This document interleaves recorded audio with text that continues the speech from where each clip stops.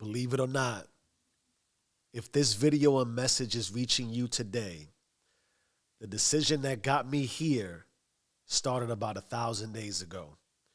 1,000 days for one seemingly outrageous and radical decision that goes against the common grain, that defies social logic, inspired during a moment of vulnerability, a moment of pain, and a moment of anxiety that came with the realization that I was failing myself, failing my family, and failing God. Because like you, I could be better and I deserve more, period. And that's the main message for today. Not necessarily waking up at 4 a.m., although that will be the driving factor and topic, but that you're one decision away. And again, maybe it's possibly 4 a.m. wake up, but you are likely one seemingly simple decision away from forever altering the reality of your life. So let me get into the power of 4 a.m. wake-ups, the good, bad, and the ugly. And I will also share some tips in my morning routine to hopefully add some context and brevity. And I'll start with the power of the good because all eventual bad or ugly needs a mask of positivity first. And I will go with what I believe is the greatest gift of all, and that is the gift of time. And let's go with the math because math is data and helps contextualize. So let's use the assumption that you wake up today around 6 a.m. because that's what is needed to maintain your life and priorities. Cool. So at that time, 6 a.m., switching to a 4 a.m. wake up equates to 2 extra hours. Simple. And let's say on average, you wake up at 4 a.m. for 6 days a week. So over the course of 6 days, that's 12 hours. Over the course of 12 days or 2 weeks, that's 24 hours. Over the course of 4 weeks, or we'll call it a month, that's 48 hours, which is 2 full days. And the year has 52 weeks. Do the math, that's 26 full days, or roughly a month. Do that math and imagine all that you could do with an extra month, about 4 weeks, 26 full days. That's 624 hours of dedicated you time for your growth. However you define your growth path. Because let's face it, no one is committing to 4 a.m. wake-ups to scroll away their time and binge or binge watch TV. You already do that during your evenings. But I digress. And for those of you who wake up even after 6 a.m., the math is even crazier, which is even more super dope. Because for me, I used to wake up at 7:30, so there's that. All right. And that leads us straight into the good and powerful impacts of choosing to wake up at 4 a.m. Firstly, it's the most positively selfish thing you can do for yourself, whether you're in a committed relationship and have 19 kids or you're single or whatever your inclusive social lifestyle is. Waking up at this time is 100% uninterrupted, non-distracted, focused time for you and whatever you want to do. There's no one to judge, criticize, or stop you from doing anything you choose to focus on. It's the ultimate free time. You with just you, me. And that's powerful for all the right reasons because we need some of that. Me time is great. And that leads into the second point, which is greater, deeper, and more meaningful self-discovery. And I know you're watching this like, I already know myself, Jeff. I'm real deep. Cool. I'm not taking away that fact. But what I will say is this. Waking up at that time is an absolute challenge. And anything challenging, anything in life that's challenging forces you to dig a bit deeper and discover in greater detail who you are and most likely and even more important, who you are not. And that is crucial for the evolution of your life and whatever dreams and goals you want to chase for yourself, which leads me to the third point. You become more routine than predictable, which is super powerful and helpful for your mindset and your flow state. We're talking about consciousness. In order to wake up at 4, you have to have a clear plan. And I'll share mine with you later as I'm recording this at about 5 a.m. right now. But as far as routine and predictability, this is quite literally like from what you are wearing in the morning to what you intend to do as soon as you wake up. It's essentially an agenda that will carry you into the rest of your day, which ironically allows you to not overthink as much, particularly about the obvious things that should be easy and stress-free, which essentially turns this time into, think of it like a meditative flow state, because you're not distracted. You're immersed in deep, creative thought, in a deep and in a higher, elevated state of mind and elevated state of being. And your consciousness will love being in this mode and create elevated emotions and moods, right? This is super great gratification in taking the time to work on yourself, which absolutely means and leads to a fulfilling process from mind, body, and spirit, which goes right into point 4, spirituality and spiritually. It is said that the veil between realms is the thinnest between the hours of 3 to 5. It's also said that those called to protect and heal are summoned by God to do work at this time. So this is an excellent time, an ideal time to pray, meditate, or positively impact the collective spirit of consciousness and the world by just being up, happy, and productive. We're all connected, and the more you positively contribute to universal energy, the more you'll be rewarded. And finally, this will put your circadian rhythm on 1,000, meaning this routine will enhance your sleep patterns because you're just about to be falling asleep on demand. Like 9 p.m., lights out, boom, hit the bed, done. Thereby invoking REM sleep faster, which is super restorative for your body and overall functionality as a human being. The logic is quite simple. Once this becomes habit, your conscious mind will know when it needs to rest and more efficiently in order to maintain proper rhythm. It's going to predictably and effectively start the shutdown process for your body, ensuring your sleep is maximized. Ooh, sexy, right, baby? All right, that's the good. That's the good, and that's a lot of good. Let's get to the ugly, the bad, and the hard truth to this habit.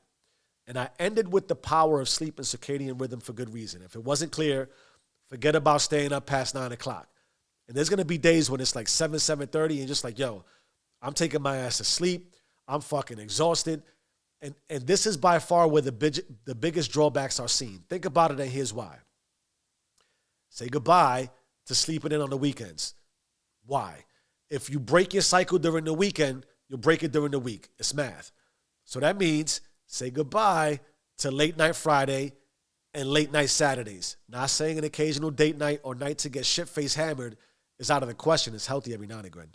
But it has to be like every blue moon. Otherwise, it puts your 4 a.m. routine at risk, which puts your time with self at risk, which puts your elevated and maximized version of life at risk. Simply stated, the math for sleep wins out every time.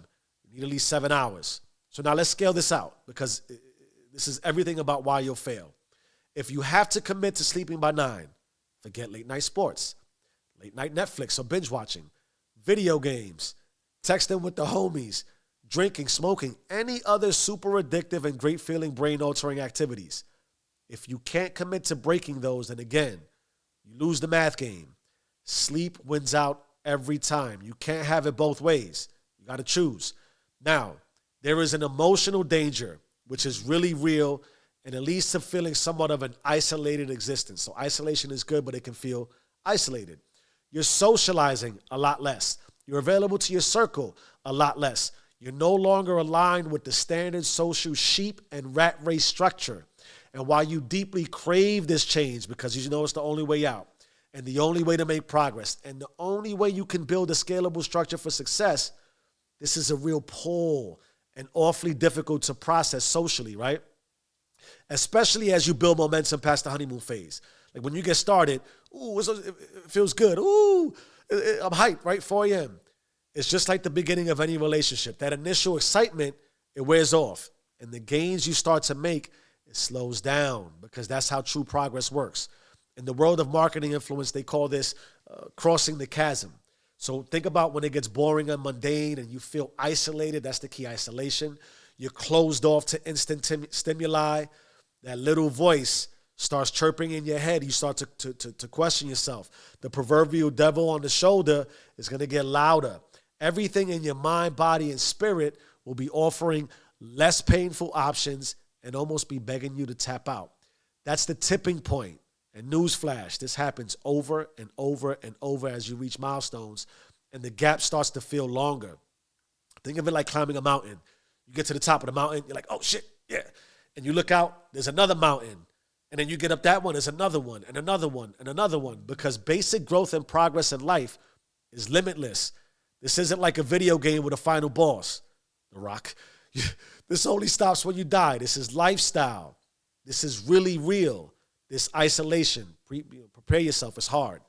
There's going to be days when you ask yourself why, you start trying to convince yourself to get back in that warm bed. Don't give in, all right? So now to the tips. These are my tips to help you structure your morning routine and avoid making it harder than it has to be, because it's hard. We agree. 9 p.m. bedtime. It's like the 5th time I said it. You need 7 hours. I can't say it enough. The second thing is avoid your phone at all costs. Nothing good for you there. The light stimulant is no bueno for your consciousness. The third thing is drink at least 2 cups of water before, or any caffeine. As soon as you get up, hydration's good. You also want to average doing this, is the fourth thing, 6 days a week. Give yourself one sleep-in rest day. But on that sleep-in rest day, don't go over 8 hours. So if you go to bed at like 10, force yourself up at 6. And avoid doing this on the weekends unless you work on the weekends. No reason to do it on the weekends. The fifth thing is, yes, you're going to be tired. Yes, you should figure out how to take a nap. But there's something called NSDR, or non-sleep deep rest. What you want to do is 30 minutes a day, get into like a meditative state, find a couch, a chair, something, sit down, close your eyes, set a 30-minute timer, and let it kind of just roll off. No screen time. You just chill for 30 minutes. That'll help. Cool. We got the good, bad, and the ugly. We got some tips. So here's my routine for better or worse. At this point, like clockwork, 4 o'clock, I'm up. I use the bathroom. Sounds silly, but really important, because trying to do anything else before you relieve yourself is just not wise. I get dressed as my workout gear is already hung up and picked out, and then I pray and meditate until 4:30. I head downstairs. I drink about half gallon of water, stick to 2 cups. I take my pre-workout. I read for 30 minutes. I do cardio for 30 minutes, which puts me at about 5:30. Then I lift until 7. From there, I get my babies ready for school. This is the military style of shit, shower, and shave, as they say. And then I'm ready for my 9 to 5 grind. That's what it is. Now, as a reminder, as you listen to that and why I shared, make the necessary adjustments to complement your lifestyle. If you have to cut off activities by 6, or whenever is beneficial for you to get the rest of your day started, do just that. Adjust and tailor it to your needs. Keep in mind, and I'll close with this, we get caught up in what I said earlier. It's referred to as the sheep and rat race, this 9 to 5 grind, or this promoted culture and lifestyle. Not here to knock it. And if you want to stay there, cool. Perfectly fine by me, right? But if you find yourself struggling to find time, I don't have time, I don't have time, I don't have time. There's truth to that. So therefore, the only logic is to make time. And I read this, if this didn't resonate enough. Most of us watch TV at night. 70 to 80% of what we watch, we don't truly care about. So back to what I want to say. This is a lifestyle thing we're talking about here. And if you want to look to make time to better yourself, to grow spiritually, emotionally, physically, and truly focus on yourself, then consider all you could do by making this adjustment. For me, it's made me feel better about myself, which of course leads me to chasing this dream and really being here with you today. But more importantly, has made me feel better about being the best possible person I can be for the people around me who I love the most. So when you make time to grow yourself, it's akin to taking time to love yourself. And bringing the most loved you to the forefront is the greatest gift God has for you. Change your mind, change your life. I am who I say I am. Start today. Stay rich.